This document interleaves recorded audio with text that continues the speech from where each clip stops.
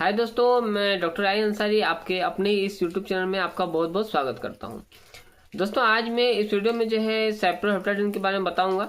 साइप्रोहेप्टाडिन जो है वो एक मल्टी फंक्शनल मेडिसिन है। दोस्तों, यदि आप मेडिकल फील्ड में रुचि रखते हैं तो आपको जो है इस साइप्रोहेप्टाडिन के इस मल्टी फंक्शन के बारे में जो है जानना चाहिए।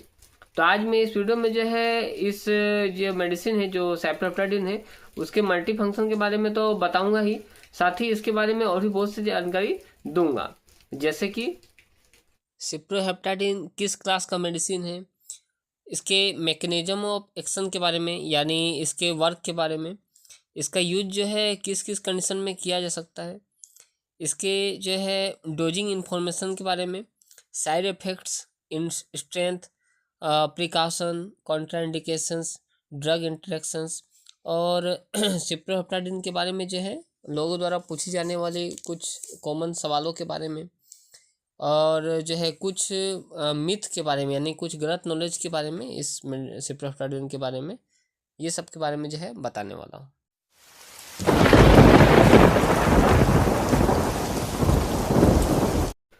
तो अब बात करते हैं कि ये जो मेडिसिन है, जो साइप्रोहेप्टाडिन जो मेडिसिन है, ये किस वर्ग में आता है। तो दोस्तों, ये मेडिसिन जो है एंटीहिस्टामिन के पाइपरिडिन वर्ग में आता है। तो अब बात करते हैं इस मेडिसिन के मैकेनिज्म ऑफ एक्शन के बारे में, यानी ये मेडिसिन जो है किस प्रकार से वर्क करता है।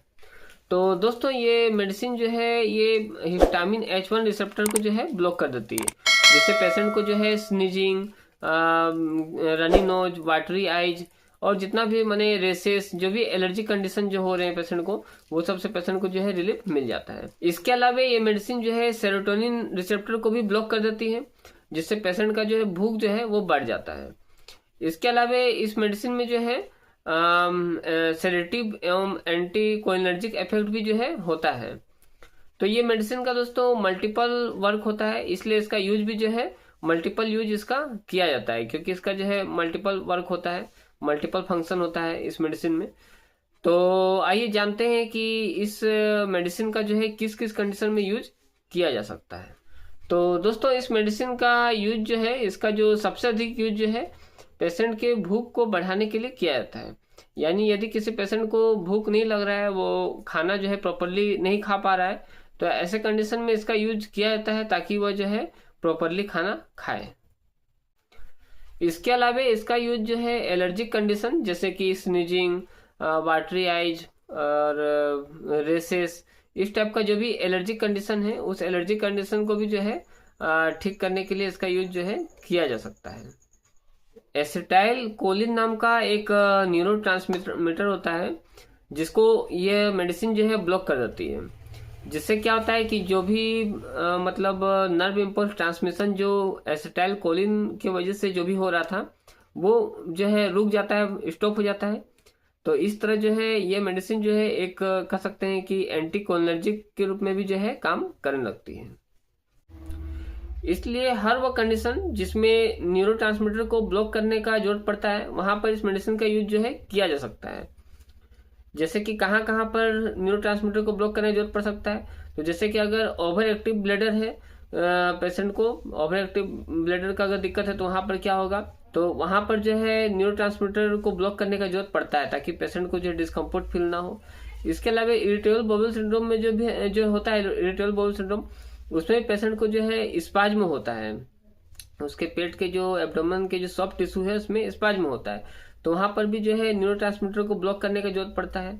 इसके अलावा यदि हल्का फुल्का अगर एब्डोमिनल पेन है पेशेंट को, तो वहां पर भी जो है न्यूरोट्रांसमीटर को जो है ब्लॉक करने का जरूरत पड़ता है, तो वहां पर भी जो है इसका यूज किया जा सकता है। लेकिन ये जो है सीवियर एब्डोमिनल पेन में इसका यूज नहीं कर सकते हैं, क्योंकि ये जो है सिर्फ एसिटाइल कोलिन नाम के ही न्यूरोट्रांसमीटर को ब्लॉक कर पाती है और सभी न्यूरोट्रांसमीटर को ब्लॉक नहीं करती है। क्योंकि इस मेडिसिन में जो है हल्का सा सेडेटिव प्रॉपर्टीज भी होता है, इसलिए उस प्रकार के पेशेंट जिन्हें रातों में नींद नहीं आती है, रात में नींद नहीं आना, इस कंडीशन को हम लोग मेडिकल टर्म में जो है इंसोम्निया कहते हैं। तो यदि इंसोम्निया का प्रॉब्लम अगर किसी पेशेंट में है, तो उसमें भी जो है ये मेडिसिन काम करता है, क्योंकि इसमें सेडेटिव प्रॉपर्टीज भी जो है होता है।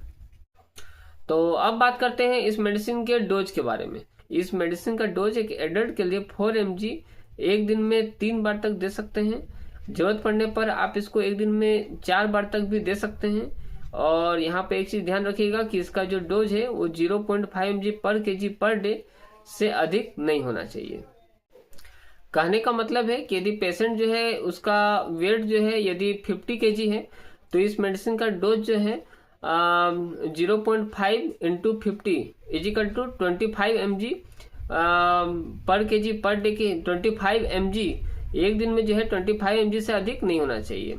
ध्यान से सुने, यदि पेशेंट का वेट 50 kg है तो इस मेडिसिन का जो डोज है, सेप्रोहेप्टाडिन मेडिसिन का जो डोज है ये 0.5 इंटू 50 इजिकल टू 25 mg से अधिक एक दिन में नहीं होना चाहिए। 24 आवर्स में 25 mg से अधिक नहीं होना चाहिए। एक दूसरा उदाहरण भी सुने दोस्तों। इसी प्रकार यदि पेशेंट का यदि वेट 20 kg है तो इस मेडिसिन का जो डोज है, सेप्रोहेप्टाडिन मेडिसिन का जो डोज है वो 0.5 इंटू 20 इजिकल टू 10 mg से अधिक नहीं होना चाहिए। यानी पहला उदाहरण जो मैंने बताया उसमें पेशेंट का जो सेप्रोहेप्टाडिन मेडिसिन का जो डोज है वो 25 mg से अधिक नहीं होना चाहिए एक दिन में। और जो दूसरा उदाहरण मैंने बताया उसमें जो पेशेंट को जो है सेप्रोहेप्टाडिन मेडिसिन का जो डोज है वो 10 mg से अधिक एक दिन में नहीं होना चाहिए। यदि ये डोज जो है अधिक हो जाता है दोस्तों तो पेशेंट में जो है ये निम्न साइड इफेक्ट्स जो है देखने को मिल सकते हैं, जैसे कि drowsiness, dizziness, light headedness, dry mouth, constipation. तो अब बात करते हैं इस मेडिसिन के स्ट्रेंथ के बारे में। तो दोस्तों ये मेडिसिन जो है टेबलेट एवं सिरप दोनों के फॉर्म में जो है मेडिकल स्टोर में अवेलेबल है। टेबलेट के फॉर्म में ये मेडिसिन जो है इसमें सेप्रोहेप्टाडिन जो है 4 mg रहता है और सिरप के फॉर्म में जो अवेलेबल है इसमें हर 5 ml में सेप्रोहेप्टाडिन जो है 2 mg रहता है। तो अब बात करते हैं इस मेडिसिन को लेने से पहले कुछ प्रिकॉशंस के बारे में, यानी कुछ सावधानियां के बारे में। तो दोस्तों इन मेडिसिन को यूज करते समय या यूज करने से पहले ये निम्न सावधानियां जो है बरतनी चाहिए, जैसे कि सेप्रोहेप्टाडिन का यूज प्रेगनेंसी एवं ब्रेस्ट फीडिंग के दौरान सावधानी से करना चाहिए। बुजुर्गों में इस मेडिसिन को यूज करते समय विशेष सावधानियां बरतनी चाहिए क्योंकि उनमें साइड इफेक्ट्स होने का रिस्क ज़्यादा होता है। ग्लाउकोमा के पेशेंट में इसका यूज सावधानी से करना चाहिए। यूरिनरी रिटेंशन के पेशेंट्स में इसका यूज सावधानी से करना चाहिए। यदि पेशेंट का कोई अदर मेडिसिन चल रहा है तो उस प्रकार के पेशेंट में भी जो है इसका यूज सावधानी से करें। यहाँ पर सावधानी से कहने का मतलब है कि पेशेंट के सारे कंडीशंस को जो है बड़े बारीक से समझना चाहिए और पेशेंट को जो ये सेप्रोहेप्टाडिन जो मेडिसिन दे रहे हैं इसका जो डोज है उसको एडजस्टमेंट करके जितना हो सके कम करके देना चाहिए। इसके अलावा पेशेंट को जो है अपने जितना हो सके अपने ऑब्जर्वेशन में रखना चाहिए और ध्यान देना चाहिए कि कहीं कोई साइड इफेक्ट तो नहीं हो रहा है। तो अब बात करते हैं इस मेडिसिन के कॉन्ट्राइंडिकेशंस के बारे में। तो दोस्तों इस मेडिसिन का यूज जो है ये निम्न कंडीशंस में जो है बिल्कुल भी नहीं करना चाहिए, नहीं तो समस्या बढ़ जाएगा। जैसे कि उस प्रकार के यूरिनरी रिटेंशन में जो कि किसी ऑब्स्ट्रक्शन की वजह से हुआ है वहाँ पर इस मेडिसिन का यूज जो है बिल्कुल भी नहीं करना चाहिए। जिस पेशेंट को सेप्रोहेप्टाडिन से एलर्जी है उनमें इसका यूज जो है बिल्कुल भी नहीं करना चाहिए। नैरो एंगल ग्लाउकोमा से सफ़र कर रहे पेशेंट में इस मेडिसिन का यूज जो है बिल्कुल भी नहीं करना चाहिए। यदि किसी पेशेंट का MAOI थेरेपी चल रहा है यानी वह एंटी डिप्रेसेंट मेडिसिन ले रहा है तो उस प्रकार के पेशेंट में इसका यूज जो है बिल्कुल भी नहीं करना चाहिए। न्यूबॉर्न एवं प्री मैच्योर इन्फेंट्स में भी जो है इसका यूज बिल्कुल भी नहीं करना चाहिए। तो अब बात करते हैं इस सेप्रोहेप्टाडिन मेडिसिन का अदर दवाइयों के साथ इंटरेक्शंस के बारे में। तो दोस्तों ये मेडिसिन जो है सेडेटिव एवं ट्रांसक्यूजर मेडिसिन जो है यानी जिसका यूज जो है इंसोम्निया एवं एनेक्साइटी में किया जाता है उसके साथ जो है इंटरेक्ट कर जाती है, जिससे क्या हो सकता है कि पेशेंट जो है उसका सेडेटिव एवं जो CNS डिप्रेशन है वो बढ़ जाता है। इसके अलावा ये सेप्रोहेप्टाडिन मेडिसिन जो है ये एंटी डिप्रेशन मेडिसिन जो है उसके साथ भी जो है इंटरेक्ट कर जाती है, जिससे कि पेशेंट का जो सेरोटोनिन सिंड्रोम जो है उसका रिस्क बढ़ जाता है। ये मेडिसिन एंटीकोलिनर्जिक मेडिसिन जो है उसके साथ भी जो है इंटरेक्ट कर जाती है, जिससे कोलिनर्जिक साइड इफेक्ट जो है वो बढ़ जाता है। ये मेडिसिन जो है अल्कोहल के साथ भी जो है इंटरेक्ट कर जाती है, जिससे पेशेंट का जो सेडेटिव एवं सीएनएस डिप्रेशन जो है वो बढ़ जाता है। तो अब बात करते हैं सिप्रोहेप्टाडिन के बारे में, लोगों द्वारा पूछी जाने वाली, बार बार पूछी जाने वाली कुछ कॉमन सवालों के बारे में। लोगों का इस मेडिसिन के बारे में अक्सर ये सवाल रहता है कि क्या ये मेडिसिन जो है, क्या ये जो सिप्रोहेप्टाडिन मेडिसिन है, क्या ये एक वेट गेनर मेडिसिन है? तो मैं बता दूं दोस्तों कि ये जो है वेट गेनर मेडिसिन नहीं है। ये क्या है, ये आपके जो फूड इनटेक कैपेसिटी जो है उसको बढ़ा देता है, जिससे आपको भूख अधिक लगने लगता है और आप खाना जो है अधिक मात्रा में खाने लगते हो, तो इससे हो सकता है कि आपका वेट बढ़ जाता है। इसके अलावा दोस्तों लोगों का और एक सवाल रहता है कि क्या सिप्रोहेप्टाडिन जो है वो एक स्टेरॉइड मेडिसिन है? तो दोस्तों मैं बता दूं कि सिप्रोहेप्टाडिन जो है कोई स्टेरॉइड मेडिसिन नहीं है। ये जो है सिर्फ आपके जो भूख जो है, भूख को स्टिमुलेट कर देता है। इसके अलावा इस मेडिसिन में जो है एंटी हिस्टामिनिक, एंटी कोलिनर्जिक एवं एंटी सेरोटोनिनर्जिक इफेक्ट्स भी जो है होता है। लोगों का और एक सवाल रहता है कि ये जो सिप्रोहेप्टाडिन मेडिसिन जो है ये किस प्रकार के लोगों को यूज नहीं करना चाहिए। तो दोस्तों मैं बता दूं कि ये मेडिसिन जो है इन निम्न लोगों को जो है यूज नहीं करना चाहिए, जैसे कि नैरो एंगल ग्लाकोमा से सफ़र कर रहे patient, stomach ulcer, stomach obstruction, prostate enlarge, urination problem, asthma attack, breast feeding के दौरान, कुछ बुजुर्ग पेशेंट। इसके अलावा यदि पेशेंट को बहुत ज़्यादा वीकनेस है, इतना वीकनेस कि वह जो है अपने डेली लाइफ के एक्टिविटीज़ को भी जो है प्रॉपरली नहीं कर पा रहा है, तो ऐसे पेशेंट में जो है इस मेडिसिन का यूज नहीं करना चाहिए। तो अब बात करते हैं सिप्रोहेप्टाडिन के बारे में, लोगों के मन में उठने वाली कुछ मिथ्स के बारे में।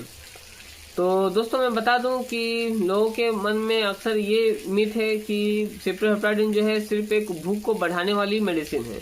तो दोस्तों मैं बता दूं कि सिप्रोहेप्टाडिन जो है सिर्फ भूख को बढ़ाने वाली मेडिसिन नहीं है। हाँ, ये भूख को बढ़ाता है, भूख को स्टिमुलेट करता है, लेकिन इसके अलावा इसमें जो है एंटी कोलिनर्जिक, एंटी हिस्टामिनिक एवं एंटी सेरोटोनर्जिक इफेक्ट भी जो है होता है। इसके अलावा इस मेडिसिन के बारे में लोग अक्सर ये सोचते हैं कि इसका यूज जो है हर कोई कर सकता है। तो दोस्तों मैं बता दूं कि इस मेडिसिन का यूज जो है, सिप्रोहेप्टाडिन मेडिसिन का यूज हर कोई नहीं कर सकता है। यहाँ पर भी कहीं कहीं ऐसा कंडीशन है जिस कंडीशन में इसका यूज नहीं किया जा सकता है। हर वो कंडीशन जहाँ पर सिप्रोहेप्टाडिन का यूज नहीं करना चाहिए वो मैं इस वीडियो में पहले ही बता चुका हूँ। इसके अलावा लोगों के मन में ये भी एक मिथ है कि जो सिप्रोहेप्टाडिन है इस मेडिसिन से कोई साइड इफेक्ट नहीं होता है।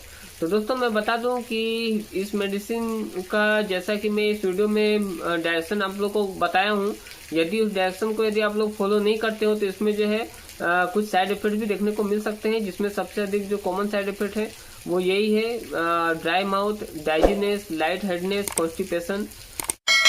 तो दोस्तों ऐसे तो सिप्रोहेप्टाडिन मेडिसिन के बारे में बताने के लिए बहुत कुछ है, लेकिन वीडियो जो है काफ़ी लंबा हो जाएगा, तो आज के लिए इस वीडियो को यहीं पे छोड़ते हैं। यदि आपको लगता है कि इस मेडिसिन के बारे में कोई ऐसा टॉपिक है, कोई ऐसा इंपॉर्टेंट टॉपिक है जिसको मैं कवर नहीं कर पाया हूँ, तो नीचे कमेंट बॉक्स में लिख करके जरूर पूछे दोस्तों, तो मैं जो है उसको उसका रिप्लाई आपको दूंगा या फिर उसके लिए कोई सेपरेट वीडियो बना दूंगा। और यदि मैं जो है कमेंट नहीं का रिप्लाई नहीं दे पा रहा हूँ, कोई ऐसा वीडियो नहीं बना पा रहा हूँ, और आपको यदि वो जानकारी जानना है तो आप जो है कॉल मी फॉर ऐप के जरिए मुझसे कॉल करके डायरेक्ट मुझसे बात करके जो है वो जानकारी ले सकते हो। दोस्तों कॉल मी फॉर ऐप के जरिए आप मुझसे कैसे बात कर सकते हो, इसके लिए जो है आप मेरे इस वीडियो को देख सकते हो जो कि आपको स्क्रीन पर दिखाई दे रहा है। इसका लिंक जो है आपको नीचे इस वीडियो के डिस्क्रिप्शन में मिल जाएगा, तो आप वहां से लिंक को क्लिक करके उस वीडियो को देख सकते हो और जान सकते हो कॉल मी फॉर ऐप के जरिए आप मुझसे कैसे बात करोगे। तो दोस्तों आज के लिए इतना ही। यदि आपको ये वीडियो अच्छा लगा हो तो इसे लाइक करें, शेयर करें और सब्सक्राइब करके बेल आइकन को जरूर दबा दें, ताकि जब भी मैं कोई न्यू वीडियो इस यूट्यूब चैनल पर अपलोड करूं तो उसका नोटिफिकेशन आपको सबसे पहले मिले और आप सबसे पहले उस वीडियो को देख पाएँ। Thanks for watching my video.